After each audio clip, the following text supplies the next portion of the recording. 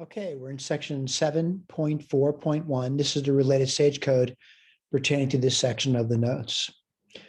All right, so I'm gonna emphasize again for those students that want to use the interactive version of Sage, you need to click to this website over here and do the co-calc. The only difference between what I'm doing and what you may be doing with co-calc is when I hit return, you would hit shift return.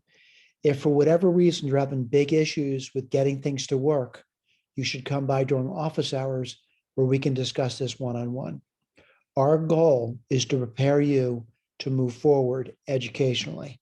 It's not to throw you under the bus. All right. So, in my experience, what happens to a lot of students is they don't know or are unwilling to get help, and they just let things flounder. We don't want that to happen to you. Get help if you need it. All right.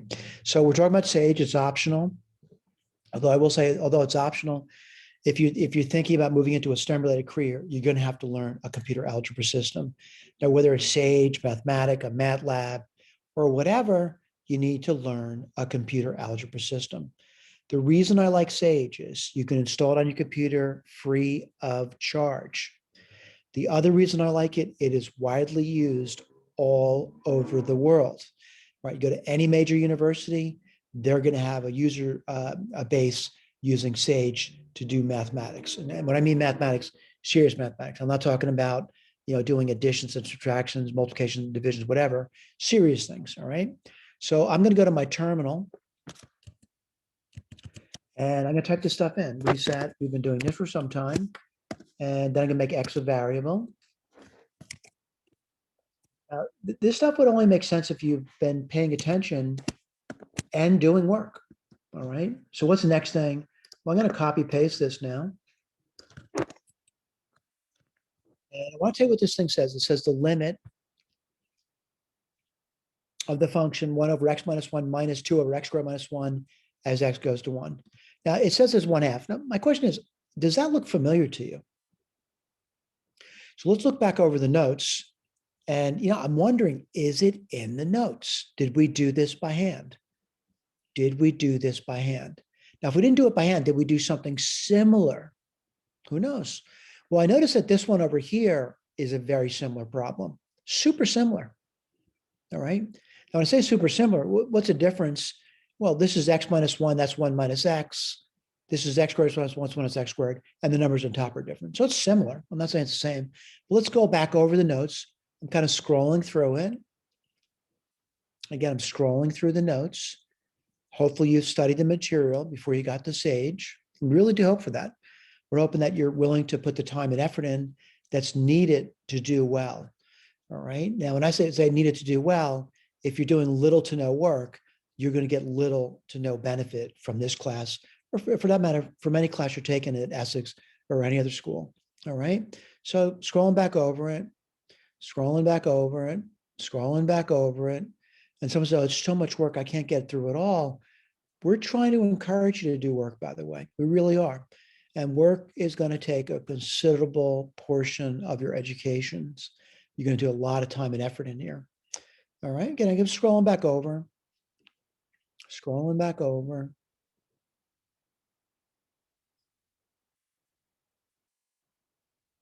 And a lot of work, isn't it? Wow. It's right here. So we did this one. I hope you remember that. How to do that, basically algebraic reasoning skills. All right. What do you understand with something to do with limit laws? And we found the answer is 1/2, just like they're saying it is. All right. Now, again, you can do these limits over here too. And someone says, well, I don't really remember ever doing a limit. Well, maybe if you paid more attention, you'd probably remember. ABS, that's absolute value of X. And someone says, well, if Sage can do it, why do I need to learn? Well, you would never do a problem like this in Sage. It's ridiculous. It's like asking a calculator to do 2 plus 2. You need to learn this stuff. You really do, by doing it by hand. Just like when you're in grade school, you learned how to do things like 2 plus 2. No, the teacher didn't give you a calculator and say, oh, just do it on a calculator. It's meaningless. You need to learn certain things. Now, what are we saying? X equals 0. Direction equals the right side. We've done like that before, right? It's equal to 1. Now, the next one, if I just plugged it in, it's not the right side, it's the left side now. Same problem. -1. Now, by the way, I want to try this one over here. And by the way, someone says, do you know what Sage is going to do? I hope it does the right thing. But this is another reason why you have to do things by hand. You have to know when answers are not correct. It says UND. What do you think that means? Undefined. Well, exactly what we're getting. All right, let's go back to the Sage. And again, for a lot of students, they think this is too much work. You want to find something in your career where it doesn't appear to be work, where this appears to be something fun to do. All right. Now, fun's relative. I can't say this is terribly exciting what we're doing over here. We're learning the basic tools of calculus. We're learning, and they're really basic tools. All right. You get through the homework. Hopefully you've done that already, or at least thinking about getting to it. Now I'll keep scrolling through this till I get back to the Sage. Yeah, some of this is too many problems for me. Well, let's take a look. I want to do this one over here. Hey, we just did that, didn't we? Hey, we just did that, didn't we? Hey, we just did that one, didn't we? We did that one. Let's look at this one over here. No, I'm not going to look back over the notes. I bet that's in a note somewhere. That's a difficult limit, by the way. And it turns out to be 6. All right. And again, you could type these things in over here. Each one you could do. Let me do this one over here, though. I'm going to type this in. Looks something new.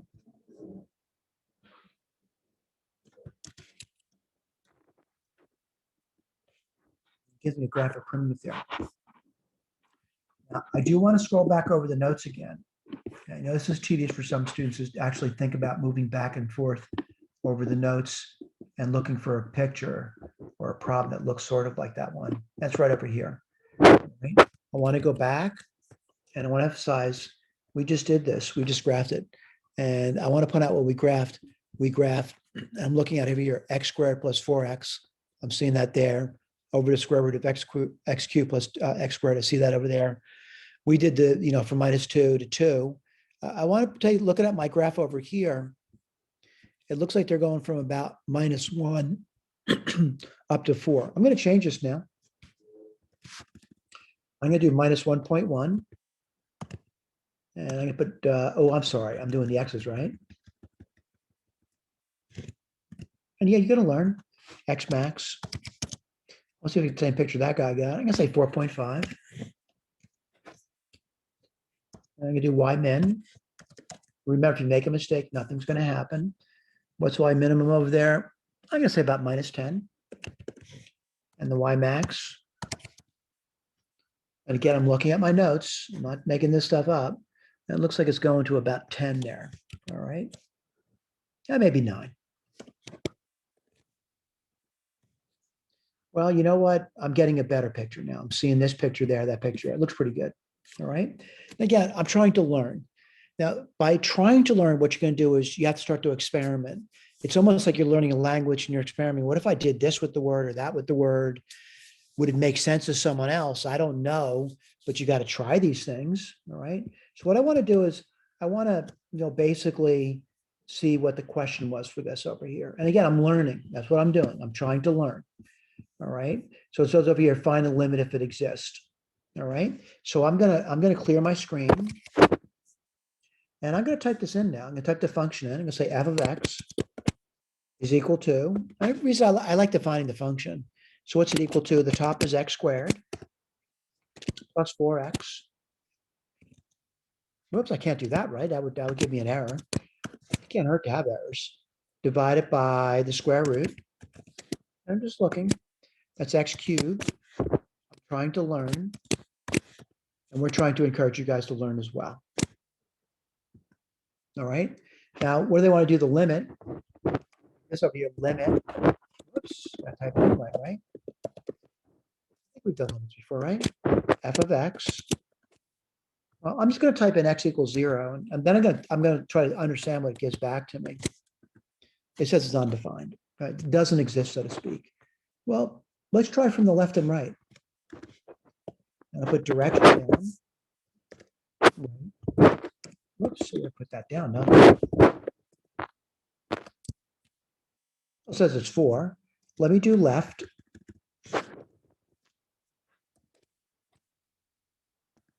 And it says -4. Let's plot f of x, and let's see if that makes any sense to me. Yeah, it's really kind of crazy looking at that because I really can't tell what the numbers are. If you look at it, -300, -50, well, you know what I'm going to do? I'm going to change my code. And again, if you can't remember, you go back and look at the code. That's the whole point of coding. I'm going to say x min.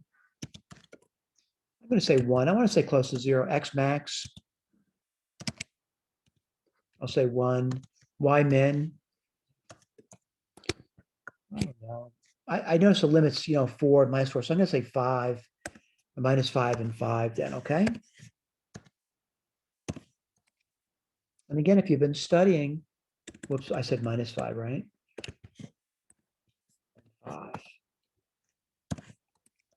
And again, I'm trying to learn. That's why you're in school. Well, I made a mistake. Let's find what happened here. And they'll tell me what the error is, but I'm not going to read it. I see it now. Start and stop point are the same. I can't have that. That's crazy. I did it. So I'm starting to see the information I got. What does it say? The function as you approach 0 from the right side should be 4, and for the left side it should be -4. All right. Now, if you recall, when we did this thing over here, we actually worked through the problem. We worked through it, and that's important. You learn what work is. It's not using a machine at this point. It's getting that, the grunt work in. All right. I'm also going to do another way, and I'm going to clear this now. I'm going to do F, and I want to pick a value to the right of 1. So I'm going to say 0.1. Gives you that number. Let's try another number that's closer. I'm getting that number. Let's try, let's really go in for the kill. Let's really get close. And I'm getting stuff, and I'm going to say predictability. Sure does look like it's going to 4. Let's go from the left side, f of -0.1. And again, you notice what machines, how nice they are. They really allow me to do things that by hand it would take me a considerable amount of time. 0, 1. I'm coming from the left side now. And let's go in for the kill. Let's put a lot of zeros in. All right. Okay, I want to go back to the graph, and I want to describe. Oh yeah, I canceled the graph out. Let me see if I can get that back for you. I'm just hitting the upper arrow to do this, by the way. Let's get a graph back. And what I want to point out is just kind of looking at it. I'm going to go back to my terminal too. And I want to start thinking about the numbers that I was given. If you notice over here, when I came from the right of 0, that's this side over here. What does it appear to be? It appears that this is going upwards, that it's actually increasing towards as I get close to it. And it does appear to be that. It comes in from the bottom of it. You notice that? Coming in from the bottom of the 4. When I did the other one, what is it doing? Well, it looks like, -4.1, -4.01, -4 a lot of zeros over there.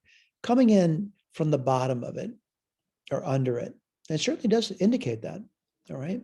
So if you go back into Sage Code, we want you to play around with it, not just blindly type things in, play around.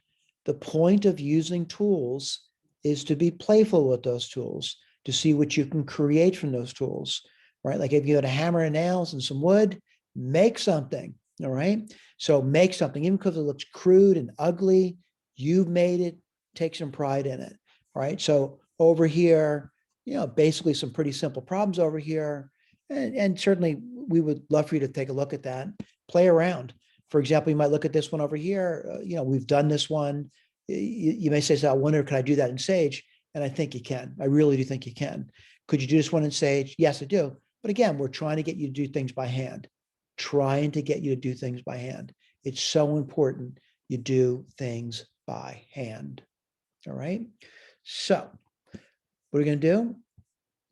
You can type the rest of the stuff in, start to learn, start to play around, go back over the notes, see if you can start to learn the material. All right. What I mean by learning the material, learning Sage. On exams, though, you're not using Sage. Please do not use Sage.